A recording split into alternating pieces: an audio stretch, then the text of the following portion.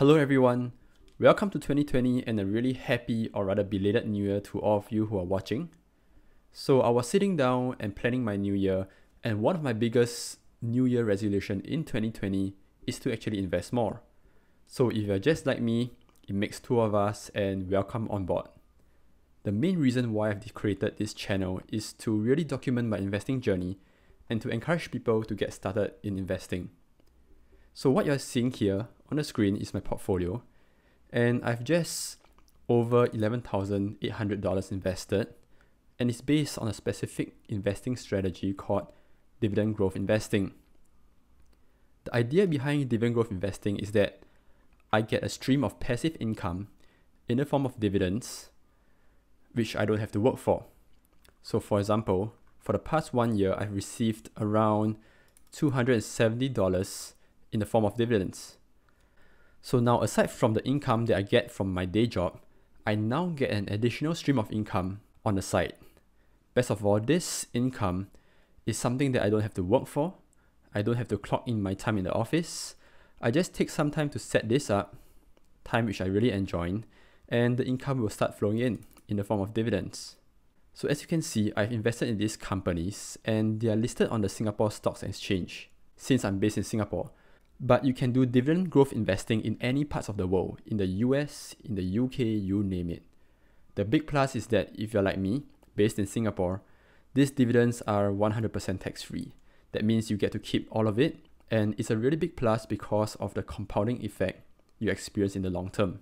So this type of investing strategy means that I invest in stable companies that A, have been paying out a consistent stream of dividends over a long period of time, say 10 or 15 years, and these dividends are growing over time as well. That is why we call it dividend growth investing. So it's pretty simple. What I would like to do in this video is to help you decide if dividend growth investing is suitable for you, and if it is, you'll be able to follow along my journey, and hopefully it will get you started in investing as well. Now you might be asking, why did I choose dividend growth investing, right? I mean, there are different kinds of investing strategies. There's fundamental analysis, technical analysis, value investing, growth investing, buy and hold. So we will just do a quick run through of these 5 investing strategies before we get to dividend growth investing. So fundamental analysis means that analysts will look at things such as the profit of companies, certain key ratios like the price to earning ratios, competitor analysis, and other key metrics to see whether a company is actually worth investing in. Traders will look at technical analysis like price movements and volume. For value investing, Warren Buffett is actually a very big advocate, at least early on in his career, for value investing, where he looks for cheap and undervalued stocks. We also have growth investing, which is without a doubt one of the most popular investing strategies for the past decades. So investors are looking to make a profit in capital appreciation. For example, they look at Netflix, they buy at a certain price and they might sell it at a higher price. So for buy and hold, this is the closest investing strategy to dividend growth investing, which has a long-term view on stocks as well. Now let's take a look back at my portfolio. The first reason why I've chosen dividend growth investing is that it suits my personal investing goals of passive income and financial freedom. As you can see, I made around 2.4% in dividend yields for the past 1 year, and this number is expected to reach around 4% as some companies have not paid out dividends yet. So for the past 1 year, I've actually earned dividends of $270, and this is extra money that I don't have to work for. It just shows up into my bank account, and this is money that I can do anything I would like to do with. For example, treating my family to a nice meal or reinvesting that to the portfolio, which I highly encourage. For example, let's take a look at DBS, which is a local Singapore company, a local Singapore bank, and they have been paying me a dividend yield of around 4%. So I've received quarterly dividends, which is a good thing because I look out for consistent dividends, right? And they've paid me $60 last year in November, another $60 in August, and another $90 in May. So I've gotten over $200 in dividends just from this company, which is great. So of course, if we look back at the portfolio, $271 is really a small amount, but it's a good start. And the idea behind dividend growth investing is that I would like to grow this amount to $2,000 a year and then to $20,000 a year, to a point where if one day I lose my job or if I start working because of retirement, I will still have this stream of income coming in.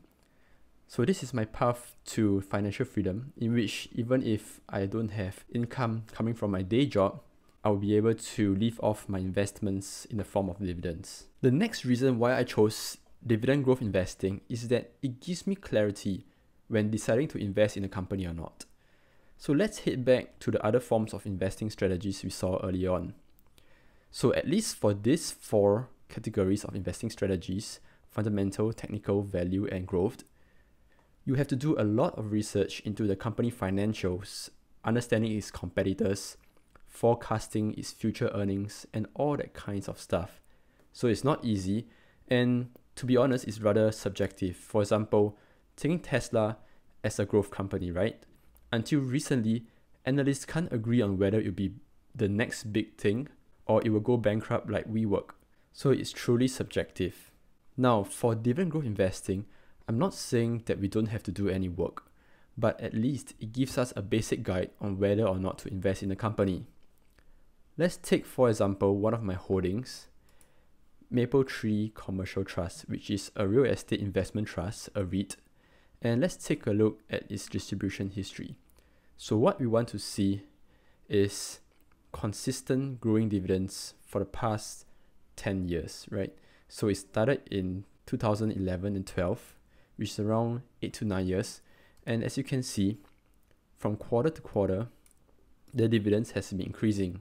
That's great. And another great thing is that it pays dividend on a quarterly basis. So 4 dividends payouts per year.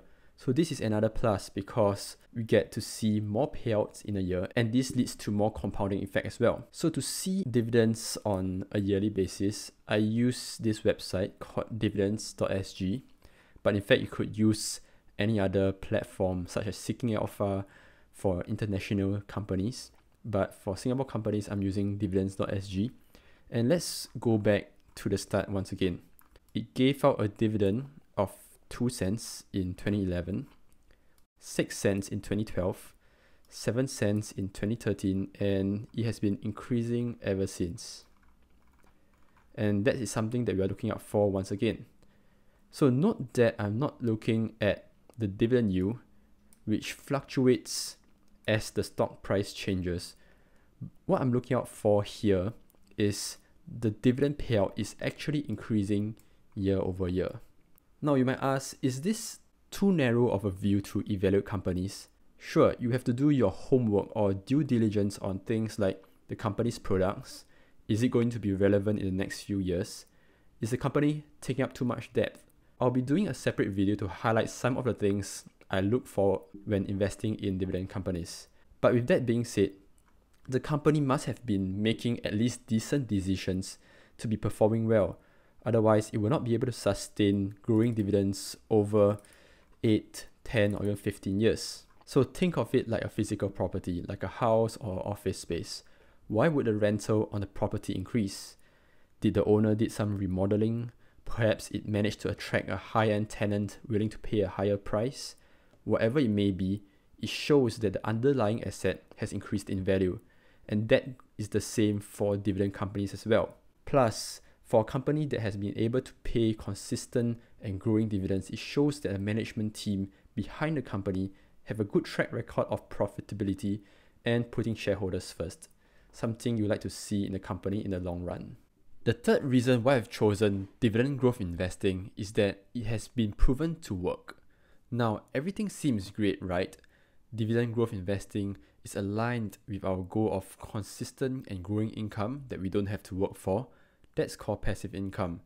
And at the same time, it gives us clarity on our investing decisions, because if a company is not paying dividends or not paying growing dividends, we simply don't invest in them.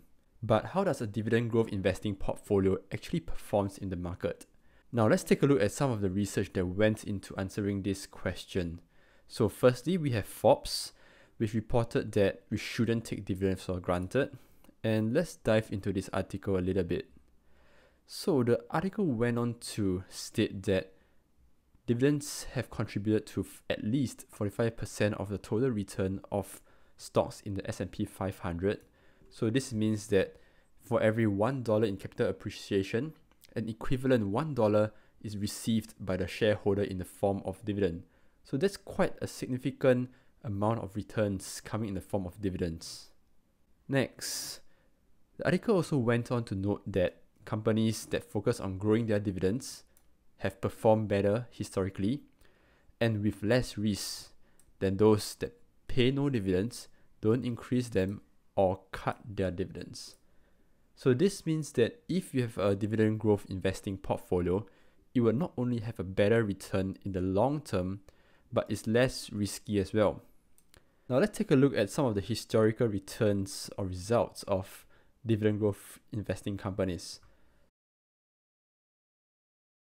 Dividend paying stocks shine during the bear market, where they typically hold their value better and shareholders continue to receive income throughout the cycle. This last sentence pretty much sums up everything. While the sexy and trendy stocks get all their media attention, except for a few lucky growth stocks, it's generally the blue chips on top. It's pretty clear that in the long run, dividend stocks come on top. For growth investing, you will need luck, you need plenty of skill and time invested in these companies. For me personally, I prefer to invest in solid and growing companies such that even if the stock market tanks, I will be able to sleep soundly knowing that these companies will still be around the very next day and I will be getting income from them in the form of dividends. Alrighty, hopefully I've given you 3 good reasons on why I have chosen dividend growth investing. And like what I've said at the start, my main goal for this channel is to help people to get started in investing. If you find that these reasons are aligned with your financial target and that you want to be able to achieve financial freedom, the only thing left to do is to get started. I promise you that once you receive your first dollar of passive income in the form of dividends, you want to invest more, and that's how you get the ball rolling. In the long term, my aim is to increase my portfolio value and to increase the amount of dividends that I'm receiving for this portfolio. I'm excited to see how this plan pans out. If you're like me, feel free to join me by subscribing to this channel, drop a like for the video, and I'll see you in the next one.